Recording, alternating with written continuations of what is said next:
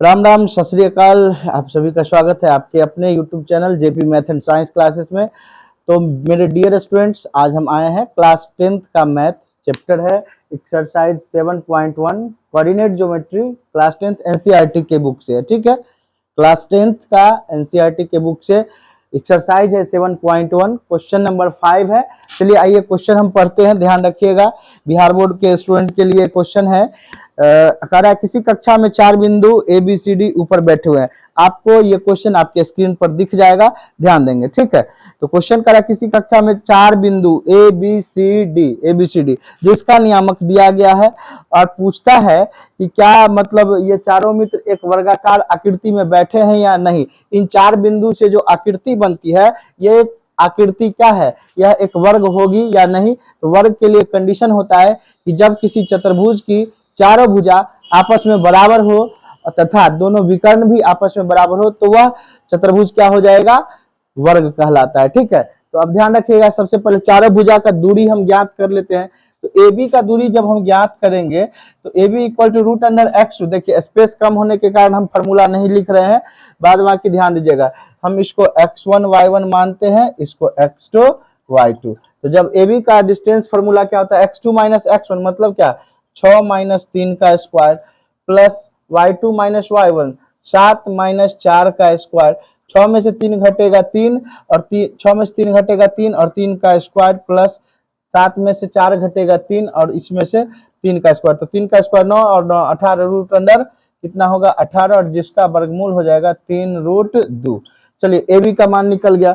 उसी प्रकार से हम बी सी का मान निकालते हैं। तो ये x2 y2 है, तो इसको क्या बोलेंगे, x1 y1। हाँ, उससे पहले आप लोग को एक बार इरिटेट करेंगे कि अगर आप लोग को वीडियो पसंद आ रहा है तो दोस्तों के साथ शेयर करिए और चैनल को सब्सक्राइब नहीं किया तो सबसे पहले सब्सक्राइब करिए। ठीक है, तो हमारा भी थोड़ा सा हौसला बढ़ेगा, मन लगेगा पढ़ाने में। ठीक है, तो बीसी का दूरी क्या हो जाएगा, ध्यान रखेंगे। बीसी इक्वल टू, फिर से डिस्टेंस फॉर्मूला से x2 माइनस x1, x2 का मान 6, x1 का मान 9 है, तो माइनस 9 का स्क्वायर प्लस, ठीक है, उसके बाद y2 माइनस y1 7 और माइनस 4 का स्क्वायर। तो यहाँ पे देखिएगा कि हमारे पास आ जाता है आगे क्या, 6 में से 9 घटेगा तो माइनस 3 का स्क्वायर और प्लस 7 में से 4 घटेगा 3 का स्क्वायर। 9 और 9 18, रूट अंडर 18, क्योंकि 3 का स्क्वायर 9 और 3 का स्क्वायर 9, 9 9 18, इसको भी हम 3 रूट 2 इकाई, मतलब दो भुजा का मान अभी तक सेम आ गया है, 3 रूट 2 इकाई। ठीक है, 3 रूट 2 इकाई। अब आगे क्वेश्चन ये कह रहा है बीसी के बाद अब फिर से हम क्या निकाल दे, सीडी निकाल देते हैं। तो ये x1 y1, तो ये क्या हो जाएगा x2 y2। ठीक है, तो चलिए सीडी को अगर हम निकालें, सीडी इक्वल टू, फिर से distance formula x2 minus x1, तो x2 का मान हो जाएगा 6 और माइनस 9 का square plus y2 minus y1, तो 1 और माइनस 4 का स्क्वायर हो जाएगा। ठीक है, तो बस यहाँ पे देख सकते हैं आप, 6 में से 9 घटेगा माइनस 3 का स्क्वायर और प्लस 1 में से 4 घटेगा, यहाँ पर भी माइनस 3 का स्क्वायर। माइनस का स्क्वायर प्लस होता है, तो 3 का स्क्वायर 9 और 9 18, रूट अंडर 18 हम डायरेक्ट कर दिए हैं। और इसके लिए भी हम क्या लिखेंगे, 3 रूट 2, मतलब अभी तक 3 भुजा का मान सेम आया है। चौथा भुजा ज्ञात करते हैं। चौथा भुजा का मान क्या हो जाएगा, चौथा भुजा है AD। तो एक भुजा को अगर हम x1 y1 कह दें तो ये ऑलरेडी x2 y2 है। ठीक है, तो AD के लिए क्या हो जाएगा formula, x2 minus x1, x2 का मान 6, x1 का मान 3, 6 माइनस 3 का square plus y2 minus y1, तो 1 और माइनस 4 इसका स्क्वायर हो जाएगा।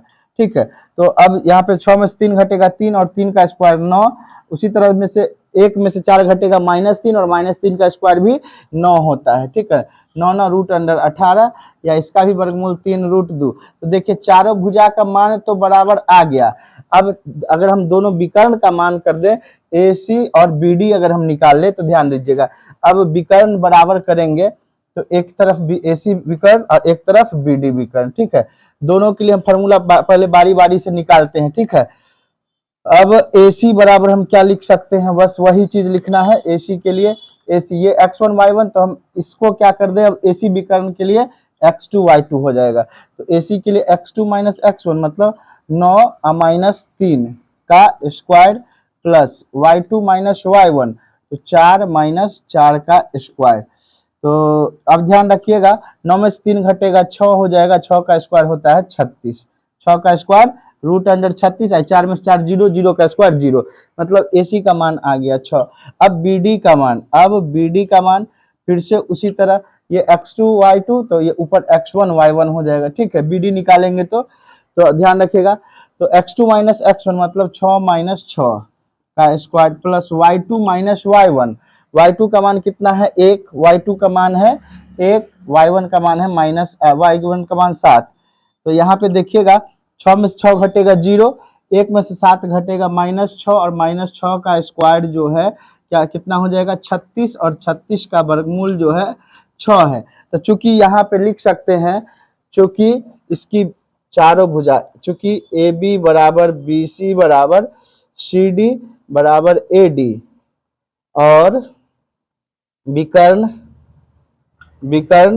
AC बराबर BD, विकर्ण AC बराबर BD, अतः दी गई बिंदु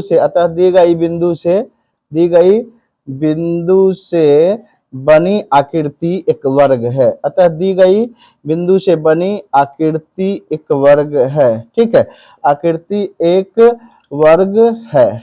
चलिए, आप लोग को उम्मीद है कि समझ में आ गया होगा।